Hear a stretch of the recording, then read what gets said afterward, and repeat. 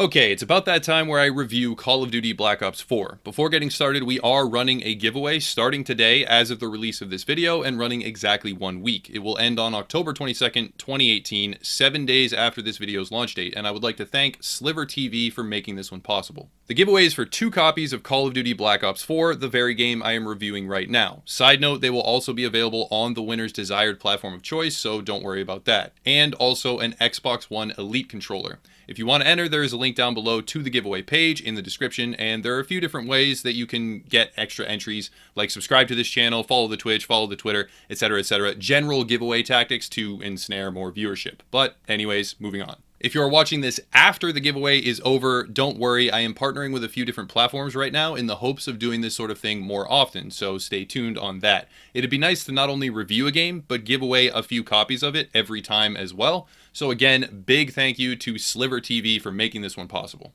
Now on to the important stuff. Call of Duty Black Ops 4. The game essentially has 3 phases, and with the removal of the single-player campaign, it is almost purely an online multiplayer experience. The first phase is that of traditional Call of Duty multiplayer, Team Deathmatch, Kill Confirmed, and other well-known modes, along with a few new ones that see teams pitted against one another with kill streaks, classes, and all the typical Call of Duty trappings.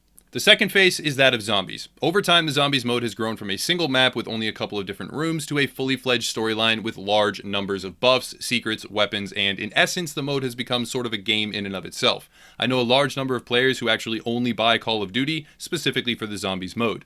Notice how I am not saying zombies. Yeah, that's because YouTube sucks and I have no idea what they will demonetize me for nowadays, so I have to jump through invisible hoops in an attempt to be able to continue doing this full time. Fun fact. Moving on though. The third phase is Blackout. Call of Duty's attempt to capitalize on the explosive growth of Battle Royale games over previous years. Blackout adds some new elements to be sure, but mostly it just has a level of polish that many other competing games do not have, and thus, similar to the Zombies mode, I know a great many players who have purchased the game specifically to play this one element. Rather than review the game as a whole, I think it's best to actually review each of these elements separately, considering how truly different they are. First is traditional multiplayer. I won't beat around the bush, this is my least favorite part of the game. Personally, I believe that it's lazy, it's trash, and there's little to no innovation, and what little has been changed from previous Call of Duty games is just semi-ripped off content from Siege or Overwatch, but I know that a lot of people will aggressively disagree with my opinion, so I'll try to dial it back a bit and examine both positives and negatives instead of turning this into a rant about how bad it is. The biggest change in my eyes is an increase in time to kill and the implementation of manual healing. This slows down the pacing of the matches, but not all that much. It still has a very slot machine-esque vibe to it, where you are constantly either hitting someone else in the back who did not see you, or getting jumped from the side or behind by an enemy you did not see yourself. All of the maps are small, close quarters, chaos arenas that again perpetuate this sense of die, spawn, run, kill, kill, die, spawn, run, kill, die, spawn, run, and almost at that speed too. It genuinely feels in a lot of circumstances like you just pull the slot machine lever and run in after spawning, hoping that you get the drop on someone, and if you don't, you just instantly die, spawn back in, and try it all again. The obvious rebuttal to this is that once you memorize the maps, you get a feel for spawn locations, and you really brush up on your aim, that the increased time to kill actually lets skilled players come out ahead. And to those that would argue this, you are 100% correct. The multiplayer is a huge step up over previous Call of Duty games, to be sure, but the bar has been dropping for years. It's been a long time since Modern Warfare or the original Black Ops, and if you take 6 steps down and 2 steps up, you're still 4 steps lower than where you started.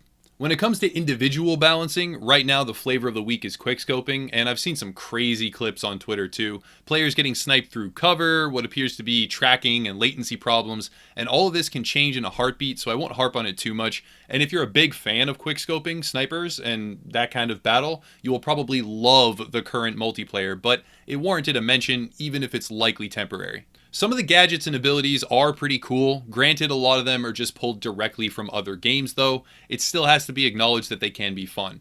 As for the time to kill changes, they feel a bit awkward to me, most often in circumstances where an enemy also had armor on top of their normal health bar. With certain weapons, it felt like an eternity, and they would just turn to instantly lay me out after I shot them initially. But a lot of that just has to do with my own muscle memory from games that I played more extensively, like Black Ops 2. The time to kill change helps stratify the player base by skill level, if only slightly, and if you like that, it's a positive. If you don't like that, it's a really big negative. Now we can move on to zombies, and admittedly I am no expert in this area. While I do play the mode and I certainly did my due diligence learning enough to write an honest review, I know of some players who routinely go maybe 4 or 5 times higher in their round count than me, even on bad days, and they have exceptional knowledge of the map's secrets and weapons and methods, traps, and overall strategy. What was once a simple mow down the slow moving zombies mode is now fast paced with special abilities, crazy chaining power-ups, boss fights, and custom classes. There is less to review here than the other 2 areas because it boils down to how much you like zombies and whether or not you enjoy round-based survival with a sprawling map of unlockables. Zombies has a lot of content, and it by no means disappoints when compared directly to its predecessors. Hunting Easter eggs and learning through trial and error is a big part of the enjoyment here, and I've seen players do some crazy strategies. That's about all there is for zombies though, so moving on to Blackout, one of the big selling points for this year's Call of Duty.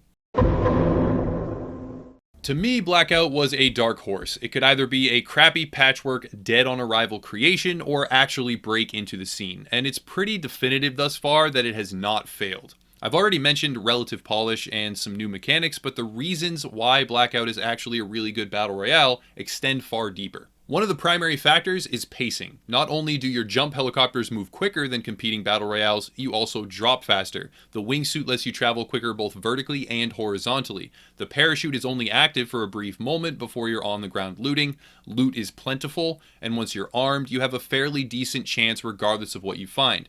Obviously, some equipment is better or worse, but it has less of a, well, he got lucky so he won, and vice versa feeling to it than other competing battle royale titles. The map is deceptively small and is mostly comprised of landmark areas, which are in fact maps themselves in the multiplayer from this year's and previous Call of Duty games. When I say deceptively small though, I don't mean it in a bad way.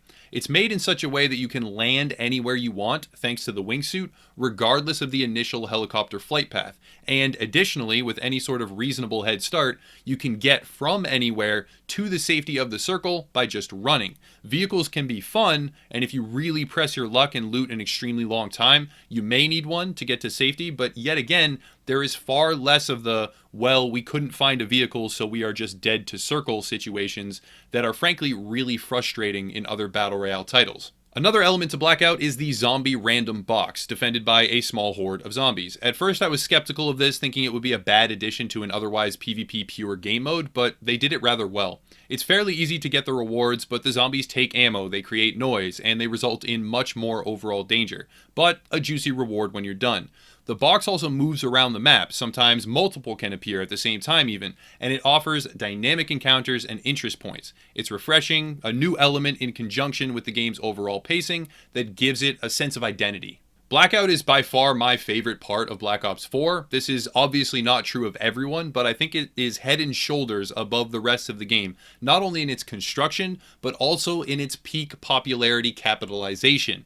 Call of Duty, thanks to their idiotic yearly release model, where they often just reskin and resell, has had a knack for missing the popularity trends for quite a while, like Infinite Warfare, for example. That concept was built around trends years previously, and when it finally came out, no one wanted it. Blackout is built around a trend that is legitimately in its prime, right now, and here it is. They didn't miss the bandwagon this time. From most of the players I've talked to, my own impressions, and what I've gathered from some other creators, it's interesting to see that the traditional Call of Duty multiplayer is by far the weakest element in the game overall. What was once a tiny little add-on is now a full-fledged selling point, and an explosive battle royale trend has become the game's second pillar of success. I didn't expect to like anything about Call of Duty this year, or any year really. In my eyes, the whole series has been garbage for a long time, but it would be dishonest not to acknowledge that I am 100% enjoying Blackout. Though, if Battle Royale is not a baseline concept you enjoy, then I completely understand it has basically zero value to you. I also, though I get less enjoyment out of it myself, can easily see why there is such a dedicated community around the zombies mode, and fully respect the amount of work that has gone into it. There is some really cool stuff there. As for multiplayer, it's just sort of there. I'm sure some people love it, but the iconic thing that Call of Duty has been known for so long is just meh, especially compared to the other modes. If I had to give a numerical rating, it would be in 3 different parts. Zombies would get a 7 or an 8 from me, but if that's your main focus and you've focused on zombies already in the past with Call of Duty, especially when you're purchasing previous games, you were thinking about zombies, then it's likely a 9 to you. The multiplayer, honestly, in my eyes, is like a 3 or a 4. It's terrible, but I know that I am an anomaly in that regard, and I also slightly overemphasize the pessimism at times, so a more realistic rating is 5 or 6. And Blackout, to me, is a solid 9, but that boils down to personal preference, hinging on your enjoyment of the Battle Royale concept more than anything else. So to many who care less about the mode as a whole, they would probably rate it a 7 or an 8, most likely. Overall, averaging it all out, we are in the range of just over 6 to around an 8. But that rating has very key components to it, and assigning that number to the game as a whole seems less important than understanding your own interest level for each of its 3 segments individually. Due to the game's complete lack of a single-player campaign, which is a big negative by the way, but I didn't want to spend the whole review harping on it like I've seen from some other creators, but due to the lack of that content, more emphasis is placed on the other parts. If you only plan to play one of those 3 segments, the game might be worth buying.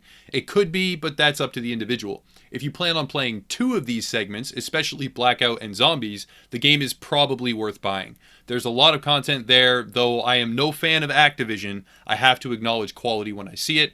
And lastly, if you plan on playing all of the different portions of Black Ops 4 extensively, then absolutely, the game is worth the buy for you. I cannot imagine playing the multiplayer extensively though when there are other shooters out there that exist that are unbelievably superior to it, but hey, that's me and I'm often overly severe. Anyways, that'll pretty much wrap up the review. Again, I would like to thank Sliver TV for sponsoring our giveaway today. There are 2 copies of Black Ops 4 up for grabs on the platform of your choice, as well as an Xbox One Elite controller. The link to the giveaway is down below with additional entries for following our social media, etc., etc. There are other links there too if you want to join the upper echelon communities, Discord, Facebook, and our gaming forums, or if you want to grab some merch and support, but I'll cut it there. As always, thank you for watching very much. Leave me a line in the comments down below if you'd like to, and have a nice night.